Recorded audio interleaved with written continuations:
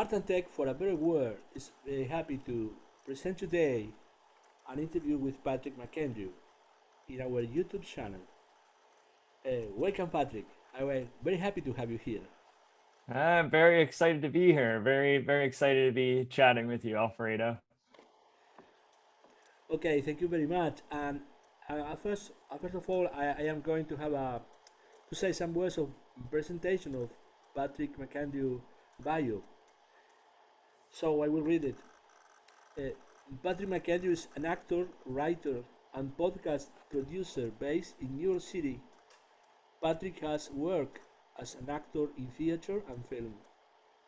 He most recently held lead roles in the short films Sir, We Are Here, and The Eyes of the World. Patrick performs and develops evocative performances and shows, often about technology's impact on society. He is particularly interested in using theater, film, as media as a gateway to learning about the internet, technology, and social media influence on our decisions, habits, and lifestyles. His one main show, Real, which deals with the impact that excessive technology use has on human relationships, was performed off Broadway and featured in the documentary Electronic Crack. He performed in Connick Hall, Theatre Row, and many other venues in New York City and throughout in the Mid-Atlantic region.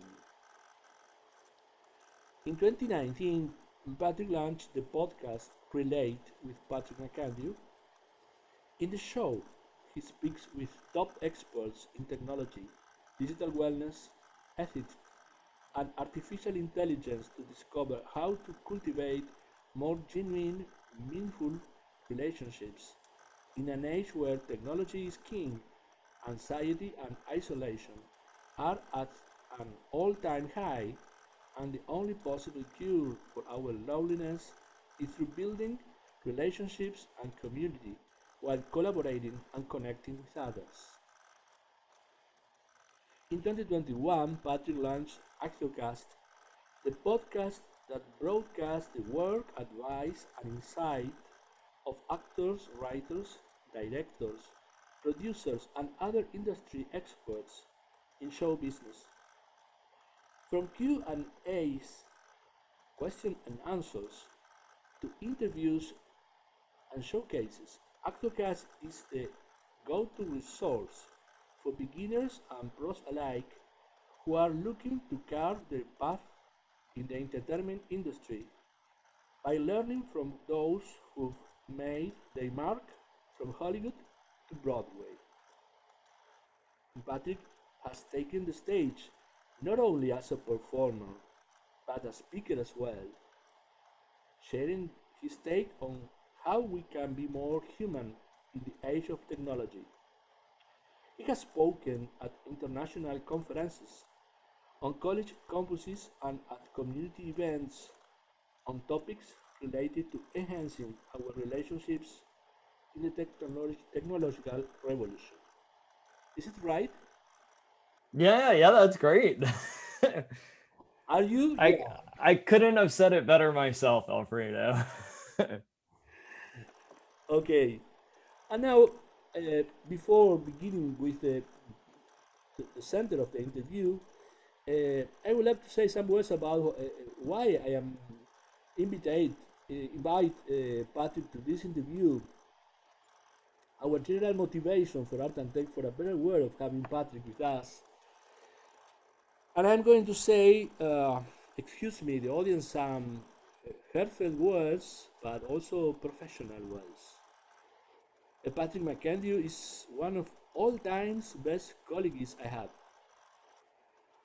And are not only kind words, but it's a professional compromise with a better word. And there is no better word without better relationships, but has a special power to make feel people comfortable, deeply connected, and recognized. And I can testify this. but has an incredible empathy, so respectful as well as charm, but understood and practices what we call sharing. My first article written in English, in a bad English with a great Patrick's patience to help me, was an invitation that I received from him. I have no doubt that without that article called The Boy and the Book, published by Pat, Art and Tech for a Better World will never emerge. I must say that Patrick opened to me a lot of highways to people as well to experiences, like how to interview. So, today I'm proud to say I will interview my teacher. Welcome back. Thank you. So many kind words, Alfredo, and I would agree. Like in that as you have felt that I've been a great collaborator, as you have been a great collaborator as well. It's great that we have a common mission and what we're trying to accomplish in the world. Through art and tech, creating a better world, exactly as your organization lays out in its title. And so I appreciate all those kind words that you said, and please know that the feeling is mutual. Okay, I know Pat, and I want to confirm that this what was true, our history, what I say in my words is what really happened. So thankful to you. Um, okay, we can begin with some topics, questions that I prepare for a fluent dialogue with you. Um, and the first one I was thinking about, if you would love to know, I would love to know, the audience would love to know, how do you arrive at the theater profession, at an actor profession? Yeah, absolutely. So this is going back to when I was in college, which at this point was a little while ago. And I originally went into school studying English and literature. It was something that I really enjoyed in high school. And I decided when I went into college that I was going to study this. My first semester of college, I decided to audition for one of the school plays. And I had never done theater before that. I was never involved in a community theater. I never did theater in high school. But I had decided, okay, this seems like something I might enjoy.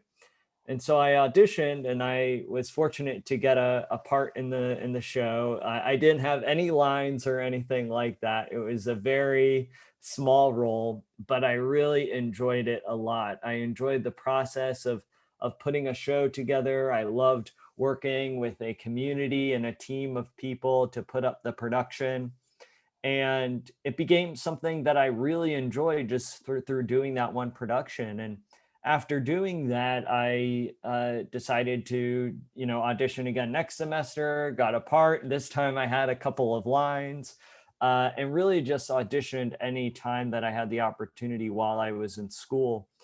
And about halfway through my college career, or maybe even a little before that, I decided that pursuing English and literature, uh, it turned out that wasn't really my interest. I was reading these stories, but I felt very disconnected from them. And what I loved about theater was that it gave me the opportunity to be in the story, to actually be in the world of the play that we were reading or the play that we were working on. So I ended up changing my major from English to theater. And through doing that, I ended up taking a wide variety of different theater classes. I continued to um, act and perform in productions. I did some work behind the scenes as well. When I had graduated from school, I worked full time in a non theater related job, but I was still doing theater on the side. And then I decided that, okay, theater is something that I really want to pursue. So I ended up going to graduate school. I did a 2-year program at Villanova University, which was amazing. I learned so much. It was a very intensive, very in depth education on many aspects of theater. And then after graduating from there, I moved to New York, where I've been for about 4 years now, and I've had amazing experiences being involved in various productions, also working in other aspects of theater as well, from being a scenic carpenter and a lighting technician to kind of working on the administrative side of theater as well. So that's how I got involved, and it's really had this prevalent presence in my life ever since I auditioned for that first show, my first semester, freshman year of college. So it's been a fun journey, but that's how I got involved in the theater world. Okay, and I guess you're very happy with this. Oh yeah. Oh, absolutely. Absolutely. And I'm sure we'll get into this as well, is that, my theater work has highly influenced my work in the digital wellness space a lot. So yeah, I'm very, very happy with, the work that I've been doing and pursuing. Okay, great. Uh, and how do you get involved with the social media wellness issues? Yeah, so I think in a lot of ways that people got involved was that it was through observing our surroundings. So I began to see a lot of people on their devices all the time, people spending more time and attention on social media and their screens, whether it's their computers or their smartphones, instead of being present. I would be out with groups of friends, and so many of them would be on their phones and not interacting. And I would realize in those moments that when I was having conversations with people, they wouldn't be able to reach any sort of depth. Because every time you would think that the conversation was starting to go deep, that you were starting to talk about things that were really important, someone would bring out their phone, and it's kind of like resetting the conversation. Like, okay, now you're back to the beginning, uh, and so I observed this a lot, both in my own relationships, but then in relationships with other people too. And while I was in graduate school, what I ended up doing for my thesis was I put together a one-man show, which you had mentioned in the bio, called Real. And Real was a show that was all about technology's impact on human relationships. And I kind of explored this as a performer's relationship to the audience, since I was the only one in this play. After graduating from school, I brought the show to New York, and fortunately, it was well received. People who came to see the show really seemed to enjoy it. It got had the opportunity to get featured in that documentary, Electronic Crack, which is one of many great documentaries now about just the influence that social media is having on society. And it was while I was working on this show that I created the LowTech Trek, which I'm sure you remember. The LowTech Trek started off as this blog of just me writing about my research, my thoughts, my ideas on the influence that social media and technology have on one another. So once my show concluded, I began to see that there were still a lot of conversations around about this, and so it kind of turned into a small writing and coaching business, and it gave me the opportunity to meet with a lot of people in the digital wellness and technology worlds. This is kind of going, I guess, around the beginning of 2018, and that gave me the opportunity to meet and connect with you. We were fortunate to have some of your articles on the Low Tech Trek, which was amazing. And it was this great opportunity to be able to connect with people in this space. I was coaching individuals on how to improve communication and listening skills. I was speaking at a variety of events as well. And as I began to meet people in the space, I met a lot of different coaches and saw the amazing work that they were doing. I started thinking about, okay, what can I do? What can make myself, Patrick McAndrew, bring to the table that might be a little different from what other people are doing? How can I bring more of myself to this work? And that's when I really began to pivot from the coaching and the writing to more media based forms of talking about these issues. So that's when I started the podcast, Relate with Patrick McAndrew, which started out as the Ships podcast, and then after a year I changed the name. And that's also been kind of the impetus for starting the musical as well.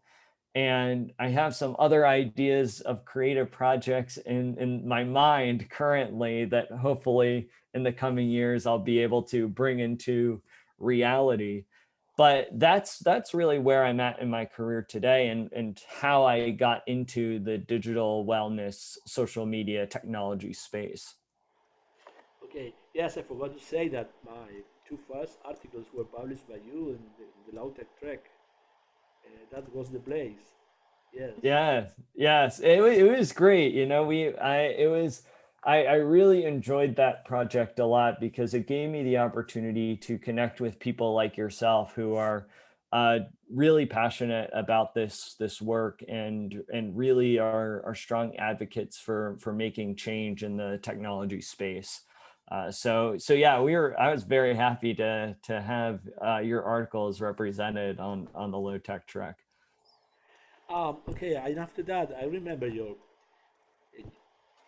career as you say, with the podcast ships. Afterwards, um, with related with Patrick McAndrew, and now with related and Actorcast, where you explain your bio. This is very specific for the world, in the internet world. But I feel that in both, here in the interviews you are doing, in both you always lead to a message about the wellness and about how to use technology, I suppose. What I Yeah. Yeah, it's definitely, I think at this point, it's a big part of who I am. And just forming meaningful relationships with people is something that means a lot to me. And I think that that's a big reason why I got into podcasting as well, is because it gives me the opportunity to not only have deep and meaningful conversations with people I was already connected to, like yourself when you were a guest on the podcast, but it also gives me the opportunity to connect with new people who I haven't met before, and to have them on the show and to have meaningful conversations about things that not only I find important, but they find important as well, and is related to their work. So that's a big reason why I got into the podcasting space. And now I have a question that is, I am really wondering, how, which is your secret to connect people and also make to the people connect with others? Have a special ability for this. Which is your secret? Oh, thank you. Oh, I don't, you know, I wish I could say that it was a very special secret, but I think what it comes down to is that I'm a big people person. I love connecting and meeting with new people. And especially when I find people who I think are in alignment with one another, it gets me excited to then be able to connect those people together, and to be able to make those introductions and to see what comes of that as well. It could just be something as small as like a relationship, a friendship that forms from that. But maybe there's a project or an organization or company that grows from a relationship that's made. I think something that I always try to be intentional with, and relates back to my passion for digital wellness and mindful technology use, is I always try to be an active listener and really listen to what people are saying, what people are passionate about, what their mission is in this world. And the reason I listen to that is so that not only so that I could develop a deeper understanding of them as a person, but also so that I can connect them to other people who share those same beliefs, who share those same missions. So so yeah, I don't know if it's necessarily a secret, but I definitely love to find those points of connection with people. And I also really like helping people too. I think that in this mission, we're all in the same boat. I think that we are all trying to accomplish a similar goal in different ways. And so, if I could connect people that are potentially going to help each other achieve one another's goals, then that's a win in my book as well. And that's very good. That's so great. That's so great, Pat. Okay, and nowadays you are with a new project that is called the Startup Musical. I want to know about this more because it is a great project, and I want to know what is the spirit of this. Is this an educational project? It is a healthy awareness effort, or an entertainment proposal, or another thing, a mix of all things I said. But I want to hear directly from you. Yeah, absolutely. So I would say that it's a mix of all of those things. It's my hope is that it is entertaining, but at the same time, it's also educational. It will get people to think about these issues. And it's also to spread awareness too, to spread awareness about these things. I think that a big reason why I created this show and presented it as a musical as well is that with theater it requires live interaction, live performance. Of course, during the pandemic we saw a lot of theater that was digital, but it's not quite the same as seeing something live on stage. But because it's live, the amount of people who could be exposed to it goes down a lot depending on the size of the theater and how long the show runs. So I wanted to create a show that I believed could impact the largest amount of people while still being within the theater space. And so that's why I thought of creating a musical, because many people love musicals. I think that it's a great way to tell a story, and I think it's a effective way to reach people in a way that they're going to be entertained and that they will also learn something at the same time, or that it will at least allow them to think about these issues and then be able to seek out professional guidance and advice from people like yourself and other people within the digital wellness space who can really provide helpful tips and advice for how to improve our relationship with technology. So that has kind of been the reason why I created it. I started it quite a while ago, about 2.5 years ago. I started writing it, but it hasn't been really ready to talk about to the world until this, maybe about a month ago. And so our hope is to have a staged reading of this show later this year, and hopefully we could get a producer on board who will be interested in actually doing a fully staged production of this piece. So it's very exciting. It's really taking the elements of what we talk about in the digital wellness space and putting and turning it into a story. So it's my hope that it resonates with people who come to see it. Okay, and this will be this year. Do you think What was that? you are going the to put in the scene this year? Yeah, so hopefully, so our plan is to do a reading of the show later this year. And a reading is different from a fully staged production in that with a reading, all the actors are still there. They are saying, performing their scenes, they're performing the music as well. But there's no like scenic design, there's no elaborate lighting design or sound design. It's essentially a production, but on a much smaller scale. And so, uh, our hope is to do a very small reading of it later this year, just so people within both the theater community as well as the technology and digital wellness community could hear this show before it's fully staged. Okay. Okay. Um, in all you are doing, in all you are saying, and what I am feeling also, it's clear for me that you live your profession like a mission, a personal mission. And I would love to hear if you agree with this. What are your feelings about it? Yeah, yeah, I would absolutely say that, the work that I do is in some ways, in a lot of ways, I do feel like it's a mission.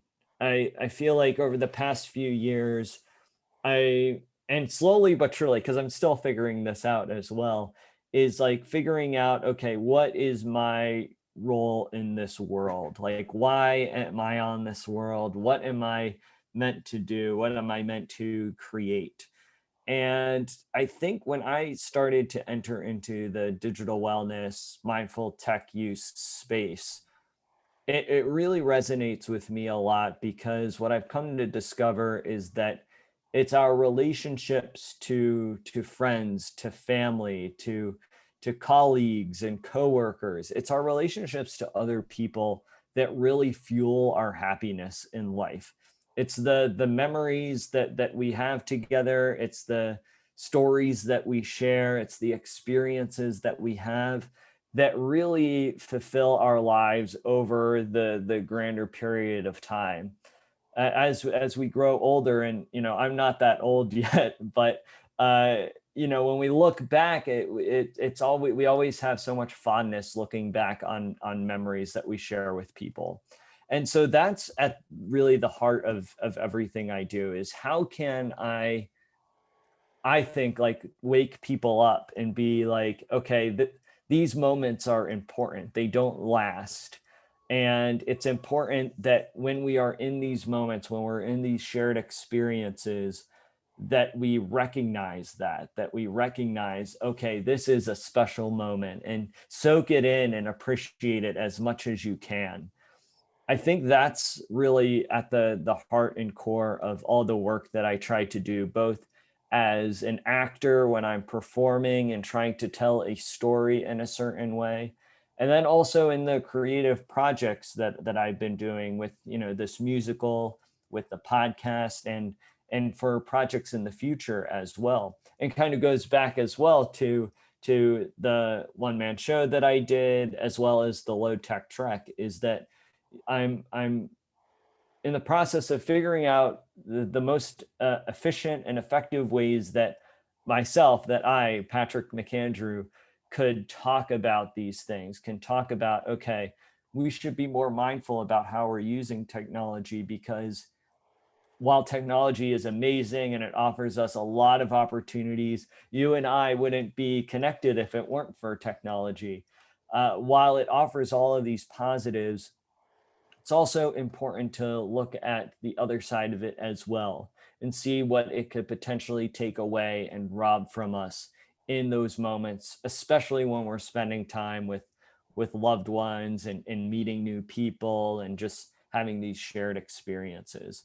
So I definitely try to infuse this belief and this mission in all the jobs and projects that I pursue.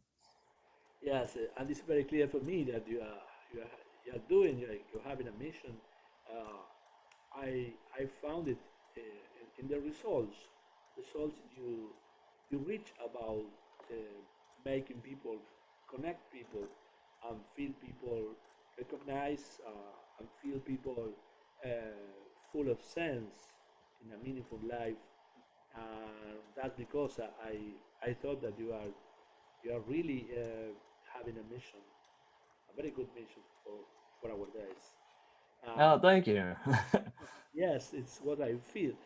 Um, and thinking about some difficulties, some challenges in social media, sometimes I had you to talk about um,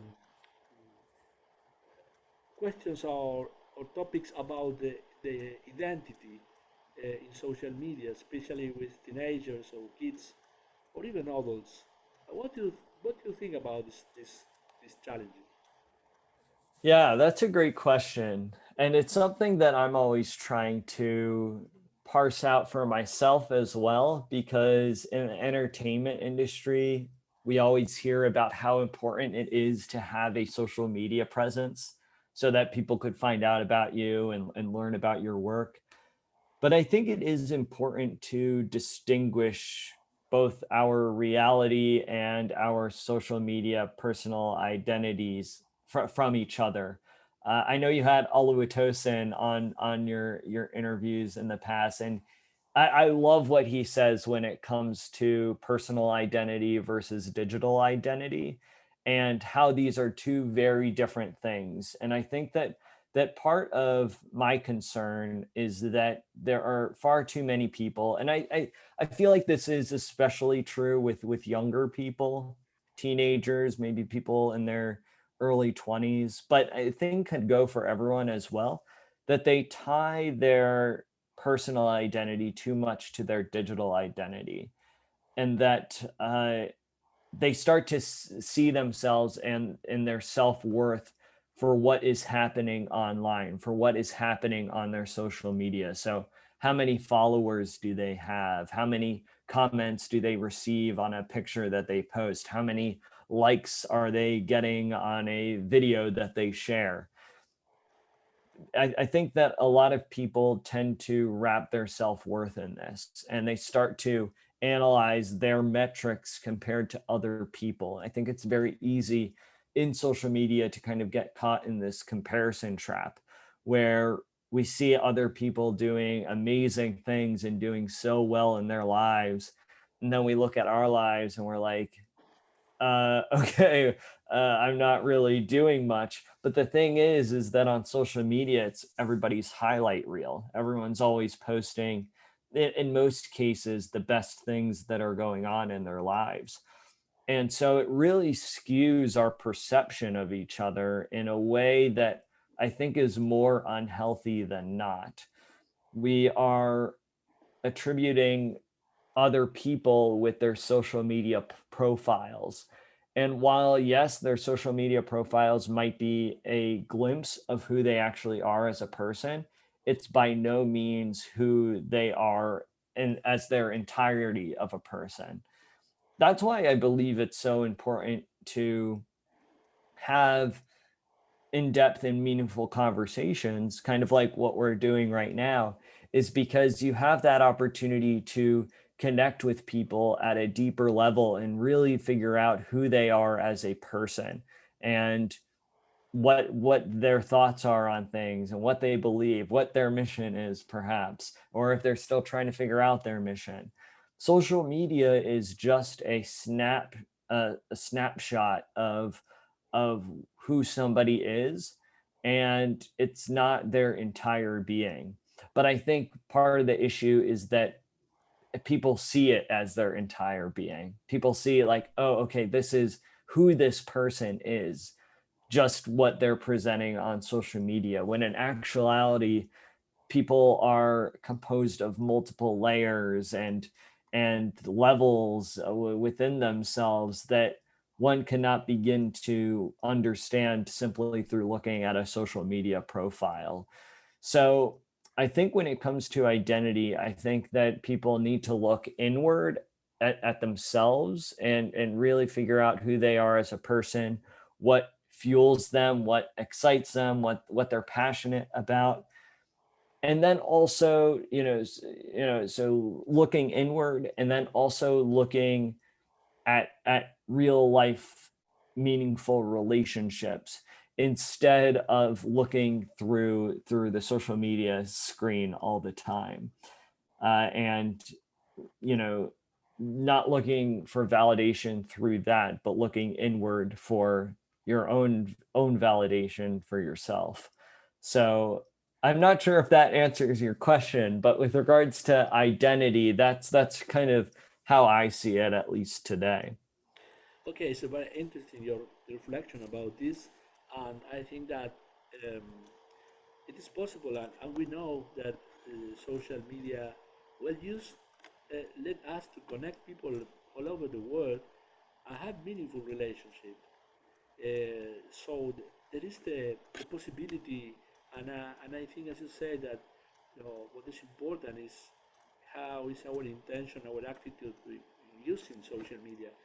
Um, you have a lot of interviews in the podcast about this point. And because of that, I want to talk about this with you. Um, Another thing that you mentioned, I have no a specific question about that, but you mentioned in in your bio a great challenge of this time that nowadays I announce to the audience we are beginning studies about artificial intelligence. I will publish soon about this. Um, what can you say about this challenge for the human being nowadays? Yes, this is a great question. And I think it goes back to what you just touched on briefly a little bit regarding intention. And I think that's something that I've been trying to be more mindful of as well is our intention with how we use social media and how we interact as well. Because I do think that social media is a great jumping off point for connecting with people. If you go in with the intention of connecting with somebody and then you message each other and then that turns into a Zoom call or a phone call and then maybe someday you meet in person, like I think there's a lot of power behind that because you have a positive intentional intention. And I think that that stands true with artificial intelligence as well. I think that there needs to be a very specific intention with how artificial intelligence is being made and what's it being made for as well. Because I think that there are a lot of exciting possibilities when it comes to artificial intelligence. Hopefully, that we'll see within our lifetime. But it's also important to consider, okay, is this something that we need? Is it something that's going to overall enhance our lives in a positive way? I think that when it comes to things that will hopefully make our lives, I don't know. It's a difficult question because I feel like our lives are pretty easy right now, though I'm sure someone from the year 1900 would have said the same as well. And look how far we've come since then. So it's difficult to say how influential artificial intelligence will be in our lives, apart from that it will be very influential. It's just a matter of how. My hope is that it just doesn't get in the way of humans interacting with one another, having conversations, developing relationships, because in my opinion, artificial intelligence hasn't entered into that space too much yet outside of what's like on our screens, what's on our smartphones. And even with that, the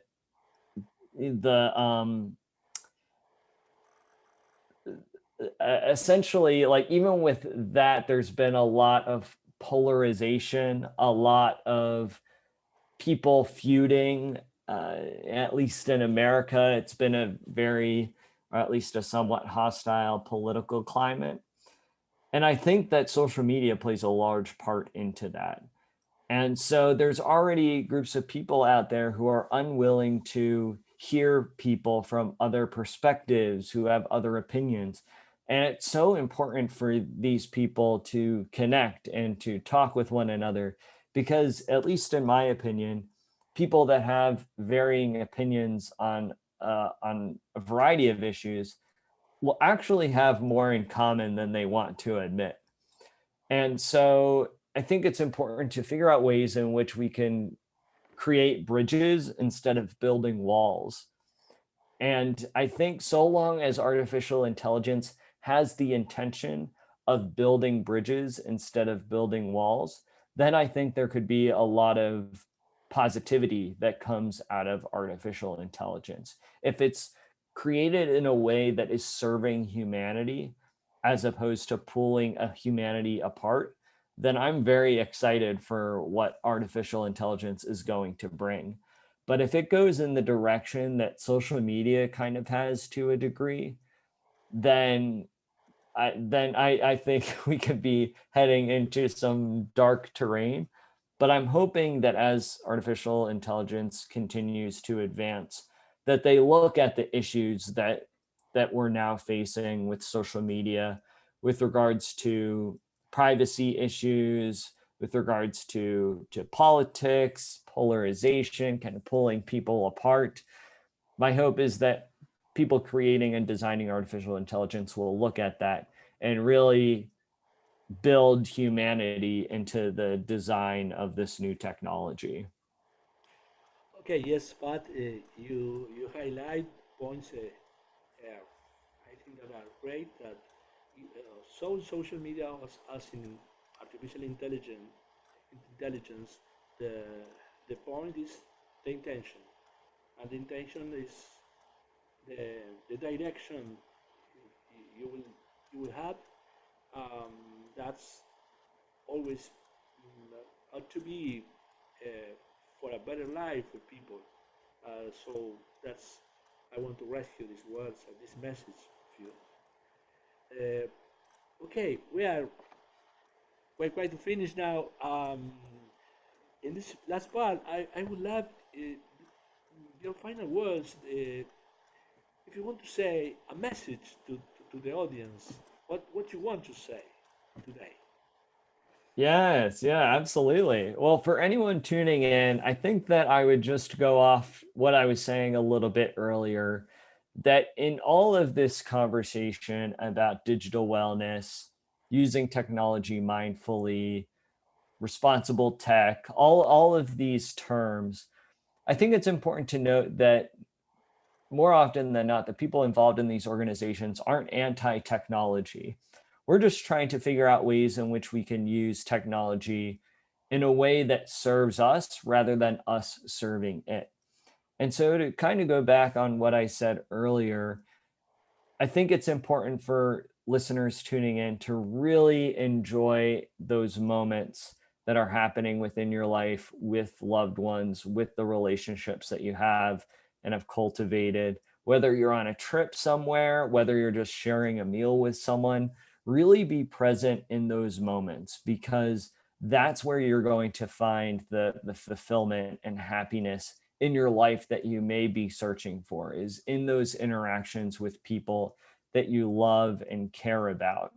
And to really relish those moments a lot, and to, just from time to time put your phone away and live in the moment, whether it's with people, but then also we were talking a little bit about looking inward earlier, is taking time in nature as well, and just being appreciative of the life that you have on this world, taking time away from those screens and just observing your surroundings.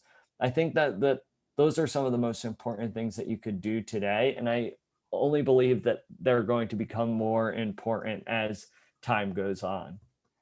Surely. Well, thank you very much. I want to say a few words, very few, because um, everybody who have received an email from Patrick McAndrew will find that uh, he created what I think is the best reading that ever is possible to create, because he put in all his emails all the best. And I think that is great because receiving an email from Patrick is when you finish, you are invited to live all the best you can and receive all the best. So, um, well, that was one of first things. It's um, I received from you and it impacted me, um, make me think a lot. So I am so thankful, and also that is a greeting for each time of the day. It's winter, summer, always is accurate. Uh, so I want to say to you now, and forgive me, let me use your reading, and I want to say to you, Patrick McAndrew, all the best. Thank you so much, Alfredo. I appreciate it, and thanks so much again for having me for this interview. You've created such an amazing platform for people around the world, really, to engage with technology in new and more mindful ways. So thank you so much, and again, thanks for all the work that you do. Oh, thank you very much. I'm happy we will see again. Sure. Bye bye. Bye.